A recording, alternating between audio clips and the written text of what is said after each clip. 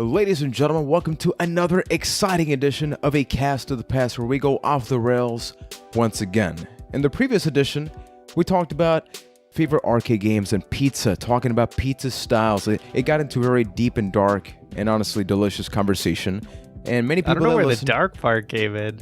Well, the dark part is because we talked about Hawaiian pizza, and I have a couple of friends that actually listened to the episode. I sent them some clips, and they were quite offended at the fact that I was the person that brought that up. But really, I really have no problem with Hawaiian pizza, but everybody can enjoy a brand new episode each and every Sunday. And with Off the Rails, it literally is exactly as it sounds. We usually have a pretty packed agenda for each episode, whether it be a game or a movie, but for here, we kind of just catch up as friends. So my name is Juan. I am from Puerto Rico. Joining us at 100% health, we have Ryan Michael McNulty, and at around, I want to say like 60%, maybe 50. Yeah. We'll hear him right now from London, Ontario. Dentist's own Keith M. Kosher. Keith, So how you doing, buddy? Here's the thing. If you go get dental work done, it's probably not a good idea to do it on the same day that you're recording the podcast. Cause Probably not. You get a little lispy when your mouth is frozen. That's the word I'm looking for. So don't mind me this episode. I might sound a little weird. I might sound better than I ever You sound the have, same. I honestly depending on can't tell your the difference. opinion. Really? You can't tell with my ashes? Not at all. My girlfriend's making fun of me because I can't say the word Slurpee right now because it sounds like Slurpee. They gave you man. how many fillings did you get, man? That's a lot of Novocaine. Yeah. It was a touch up on one of them. It was in like the top of my mouth to the point where like one of my nostrils is numb right now. So it's weird. It feels like there shouldn't be this much happening in my mouth. Yeah, he gave you the Phrasing. good stuff, apparently. He did give me the good because, stuff. Usually when I get a filling, it's like not that bad. I can generally hold it together. I might drinking a cup of water might be difficult. It starts like pouring out the side of your mouth. Yeah, but, that's the worst. Checks out. Normally it's like I can, if I make an effort, I can speak relatively normally, but it seems like you got a lot more Novocaine than they usually give me. Keith, I gotta ask you something. Did you have one of them cool dentists? Because with modern technology, I've seen that some dentists have like Netflix or even video games. Did they have anything cool, or was it just kind of, hey, They here's some gave teeth? me a pair of sunglasses so I didn't have to stare into a harsh light for a half hour. Fancy. I don't really no ask TV? for more. Well, they have a TV. They had a TV. Ellen was on in the background, but I don't know. I have people that like reaching into my mouth and they're like all up in my business. Not really the best time to watch Ellen as far as I'm concerned. So I've honestly never understood why they have TVs and stuff at the dentist's office. I don't have any TVs. I'm at a pretty low key place, I guess. It's just kind of old school. Is it a back alley in a van? The way that No, you're describing it looks like the dentist I go to, and I've been going there basically since I was in middle school. It's almost like they took a house and then they just kind of built a dentist office inside of it. And there's no like fancy TVs or whatever. It's just playing oldies kind of music on the radio. And you know what annoys me though about dentists though? It's been, I've been going to the dentist now for almost 30 years. We still have not advanced past a freaking metal hook to dig into your teeth, right? Have we not gotten past that? Have we not come up with better best tools? Sound in the world though, that grinding is metal on teeth. My worst part is whenever they put the like a little vacuum cleaner to suck out like all the water, the liquids, because you just have it there, and I'm always like thinking like, is it supposed to be hurting, or why is it so cold? Can I please just get out of here? Mm-hmm. Does anybody actually like going to the dentist? I don't think I've ever heard anybody that actually enjoys that.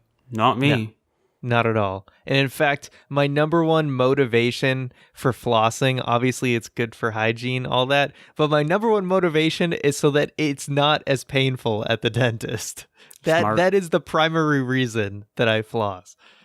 So for this episode, I have one goal, so we can at least get to one topic that we actually had scheduled. Because last time we sort of went horribly off the rails, which I really enjoyed. But The only one of us that has watched the latest Captain Marvel movie, which is the first one, part of the cinematic universe, is you, Mr. McNulty. So I actually want to just hear you, like some general feedback about the movie, because there's been a lot of misconception, a lot of social media stuff that I don't necessarily agree with, and it's sad that this has spiraled out of control. So just what you think of it? I thought it was pretty good, and I think that's the best way I can describe it. It was kind of interesting to come off of just seeing it's coming off of just seeing Captain America, because it actually is a very similar structure. Thank you, Keith. But it was a very similar structure in like telling the origin story, and then boom, hey, guess what? We're going right into the next Avengers movie. So it had that kind of similar layout. I was very curious, with this being the last movie before Infinity War, how much of that were we really going to get? I don't want to spoil anything. Even before Endgame. Endgame. Yeah. I keep calling it Infinity War, even though that already happened. Yeah, it is so technically Infinity War Part 2. Part 2, yeah, true. So I'm not going to spoil anything, but obviously you get some little sneak preview stuff in the after the credit scenes. You always know that those are going to be there. Yeah. Mm-hmm. But as far as the origin story, I thought they did a pretty good job. I think her character was not the most earth-shattering, interesting character ever. And it was a little too spacey, like Star Trekky at the beginning, and I was like, oh boy, I don't know if I'm gonna like this movie. But by the end, you kind of you get the hang of that, and you warm up to it. And I thought the third act, aside from two moments that took me out of it for a little bit, I thought the third act was really, really good. It kind of slowed down in the middle a little bit. But other than that, I thought pretty solid movie. I think it's a little bit better than Captain America, the first Avenger, in my opinion. Again, I haven't seen the other Captain America movies. Those might enhance the first one or whatever. But on its own merits, I think it's probably a middle of the pack Marvel movie. It's not top tier, but it's definitely not a bad movie in any way.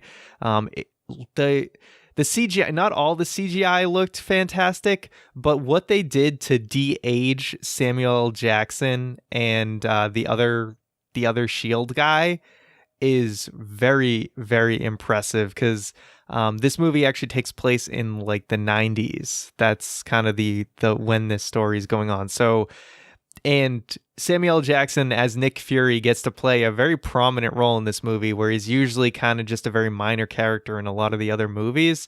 So that was cool to see him play a much bigger part. So overall, do you absolutely need to see this to enjoy Endgame? I don't think so. But if you want to care at all about Captain Marvel going into Endgame, then you should definitely see it.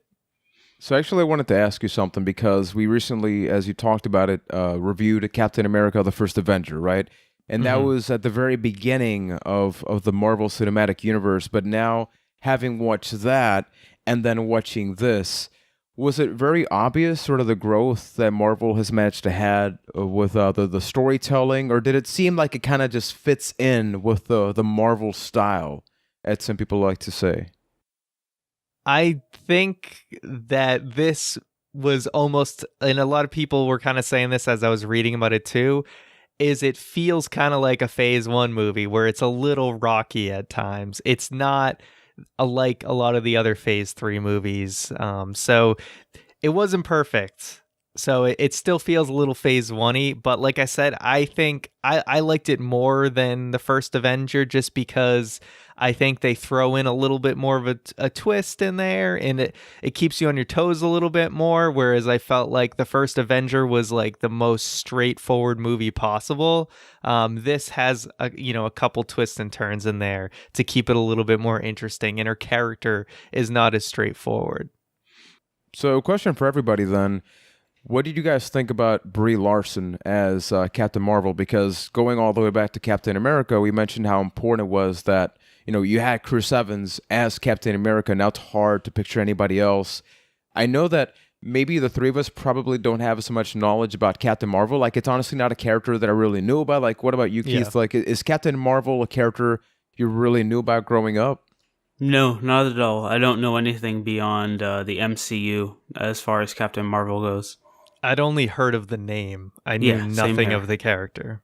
Oh, okay. So that brings me to a segue because I feel like, unfortunately, with this podcast, it's a lot easier to talk about the Marvel movies just because when you compare Marvel and DC on the big screen, it feels like at some point Marvel just dethroned, right? Just this decision after bad decision with Superman, with Batman. You have comments about Ben Affleck and things like that. We actually had somebody mention that we should eventually get to the Dark Knight trilogy, which has me bring up another question. Hypothetically, do you guys have any idea of who should play or what kind of Batman you would like to see played? Because when you think about Christian Bale and every other actor, it seems like everybody has like a thing, right? Like I think Christian Bale was maybe the dirtiest Batman. So What do you mean by that? he was like he wasn't so grittiest? clean. Like the Yeah, like the grittiest, grittiest. Yeah. That's probably a better word. Yeah. Would you call Christian Bale the dirtiest Batman in the game? Of course. He'll So all get we in the need is mud Triple with H. you. We get a couple of pedigrees, man. But which was your favorite Batman? Let's just say, generally speaking, did you guys prefer some of the old school stuff, early 90s? I would say the Dark Knight trilogy, Christian Bale is my favorite Batman because even though those old movies are fun, and really if you look at Batman in cinema, that's more akin to what people are used to with Batman, especially going back to that old Adam West cartoon. But I was always interested in a more dark, gritty, hey, my parents got shot and it really screwed me up kind of Batman. So the fact that they hit that so well in the Christian Bale movies pushed it for him to be my favorite Batman. I don't know if he had the best performance, but kind of the world that surrounded him, especially in The Dark Knight, made that Batman the best Batman, in my opinion. Yeah, for me, I think it just had to do with thematically and tone-wise. I just like the Dark Knight trilogy so much more than the other ones that the original trilogy, or was it three? No, there's 4 movies, I think. Yeah, because the you have Michael Batman, Keaton, Batman Returns, and Val then they did the Kilmer, switch. those ones, they just seem too hokey now in comparison. I don't think Christian Bale is by all means like the end-all be-all Batman. No. I think there's a lot of room for someone to come in and, take the reins as the Batman, kind of like, it's not the same way that you're like Tony Stark. That is Robert Downey Jr., vice versa. There's room for someone to come in and really take that role. I think it was a lot of the stuff surrounding Bale. It was Nolan. It was Heath Ledger. These really, everything else kind of surrounding him. And then I think Bale was just serviceable. And he wasn't really the best Bruce Wayne. Like Michael Keaton, you could even argue Michael Keaton might have been a slightly better Bruce Wayne. Yeah, but when it comes to Batman, I would definitely give Bale the better Batman over Keaton. It is a really good point because while you have these Christopher Nolan movies and Heath Ledger is basically having the performance of his life in The Dark Knight, you have Christian Bale going like, I'm not wearing hockey pads. Where are the drugs? And a bunch of stuff like that. I think that was the biggest contrast with the DC and Marvel. And Ryan, you kind of accidentally brought this up. When you think about Marvel movies, it's easy to pick the actor and the the character that they're portraying. Whereas with DC, it kind of feels like, hey, give it a couple of years. It's like James Bond, right? I feel like DC is James Bond, which is every couple of years, eventually you're going to move on to another one. Because, I mean, you brought up Michael Keaton, and initially when the Dark Knight trilogy first concluded, I had no doubt that Christian Bale was my favorite. Like, it's just like, I love it. Personally, Batman Begins is my favorite movie of the trilogy. I know a lot of people mentioned the second one. I just prefer that. But in the past couple of years, I've gone back and watched the Tim Burton movies, and there's a style, of course, like the aesthetic of the movies is also completely different. So it really just depends on, like you mentioned, Ryan, the thematic, right? Which is, aside from Batman, what does that world look like? And you look at them and they're completely different. Like the later ones are a lot more brown, but the Tim Burton ones are super colorful. But I like that. And I think they actually hold up better when you go back than even the Dark Knight trilogy. And I love both. Look, put it this way. If we had to review the trilogy or the Tim Burton ones, I would do that in a heartbeat. I'm just saying that as time has gone by, maybe I've changed my preferences a little bit. Yeah, the original ones may have a little bit more style to them, for sure. Although I did recently, a couple years ago, I watched Batman Returns, the one with like Danny DeVito as the Penguin and stuff.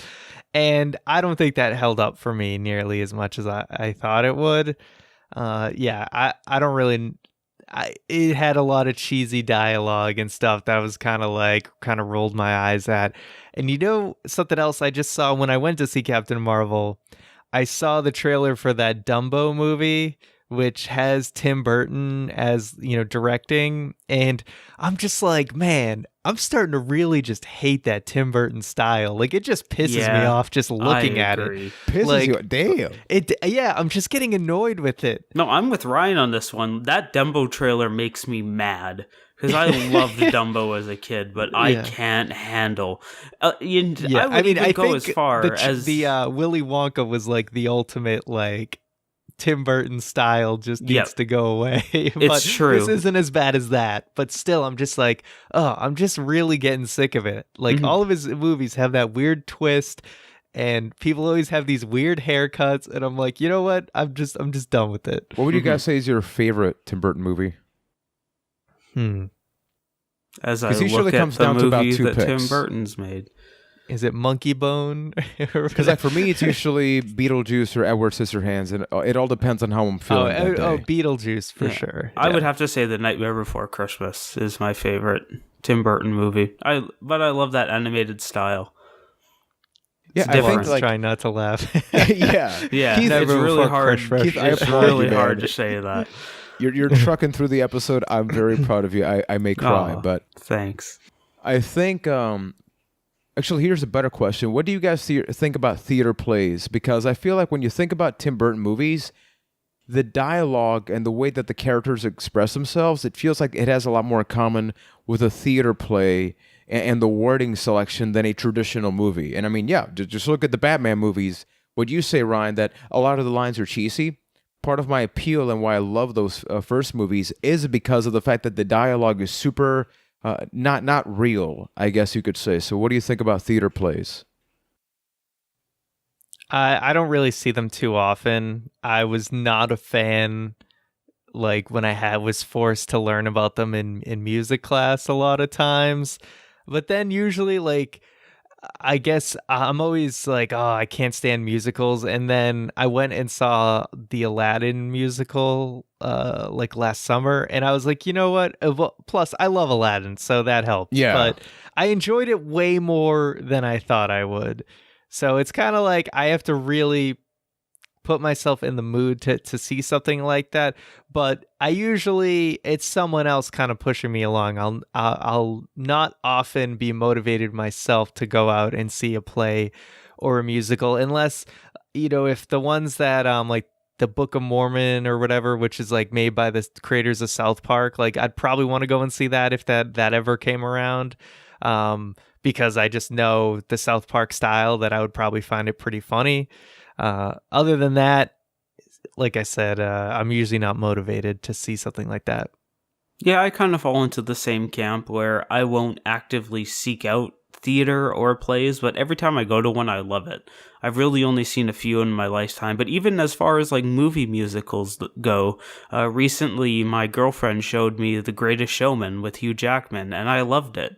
And that's like, you can like perceive that movie as kind of a up its own rear musical if you're not into it, but it goes like in a really fine line that I really enjoyed it. I've actually heard a lot about that, but have not watched it, which to beginning the conclusion of this episode, Ryan, you brought up Aladdin. Please put me out of my misery. Yeah, Keith, it's going to be happening soon. We're going to put you in bed, going to grab you some Hawaiian pizza so that way you feel good, but we're going to be getting to it's like live action, but not really, because we have The Lion King, right? Which I know where you're going with this, and I need the floor when you get there. Oh boy. Okay, so we Well, have see, the Disney's Lion King got on some one side. trademarks it needs to renew. So Yeah, so they got to do something. And then on the other side, we have Will Smith's Aladdin because like nobody's talking about the rest of the cast. Everybody's just talking about Will Smith. So Keith, Yeah, the for floor good is yours, reason. my friend. Because it's bad. All of these Disney live action remakes, they're all garbage. It's one of those things that I can look at. Like I mentioned earlier, how the Dumbo trailer just straight up makes me angry. These things don't need to exist. It does feel like, oh, Disney's got this license they're sitting on. Guess we got to do something with it. I don't know, vomit out a Dumbo movie and we'll make $100 million from it. It just doesn't feel good that you're taking all of these amazing things from my childhood and kind of just like slapping a new fresh coat of paint on it. Like the going back to the Will Smith genie thing. There's a piece of that I would go as far as feels insulting, especially with from the Robin Williams playing the genie. Now, do I have any doubt that Will Smith will make it his own and will it be good? It probably will because Will Smith is a pretty good actor. But just the fact that something like this is happening, it doesn't need to. Why don't you re-release Aladdin for the 15th time? Take it out of the old Disney vault again instead of re-releasing this live-action garbage.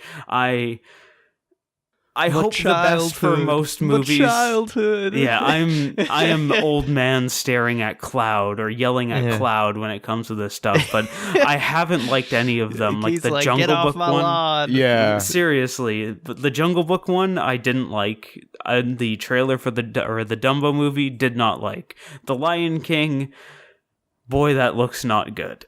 The Aladdin movie, I'm willing to be open with Aladdin just because I love it, but there's a piece of me that just thinks like, okay, I'm going to see a live action giant Jafar snake and I'm going to hate every single thing about it because nothing good can come from it. I'm done. Ryan, I'm mouth excited hurts. to we need to review the movie because we can quote Keith from this episode. And just imagine if the movie was actually decent, we could actually do a comparison. Keith, you said this. How do you feel about it now? But here's the thing, I'm not going to pay to go see that. So if you want to pay for my ticket, by all means. Okay, people, we got to make this happen. We got to force Keith to watch both Aladdin and The Lion King. Yes, I'll Venmo you the cost of the ticket. Okay, Keith, you're watching the movie. We'll speak to your girlfriend I will to gladly make sure. pay your way. And you have We're to gonna buy make it me happen. popcorn. I have to buy you Those popcorn? are my terms. Ticket and popcorn. What, dude? All right. I'll buy you some. Those are my terms. I'll buy you so. No, I'm paying movie theater price for popcorn. All right, you can buy yourself a bag of smart food, and you can sneak it into the theater. Exactly. All right? Okay. So I I'll accept give you that. the extra $1.50 for that popcorn. I ain't shelling out $8 for a large popcorn. I tried. I can say I tried.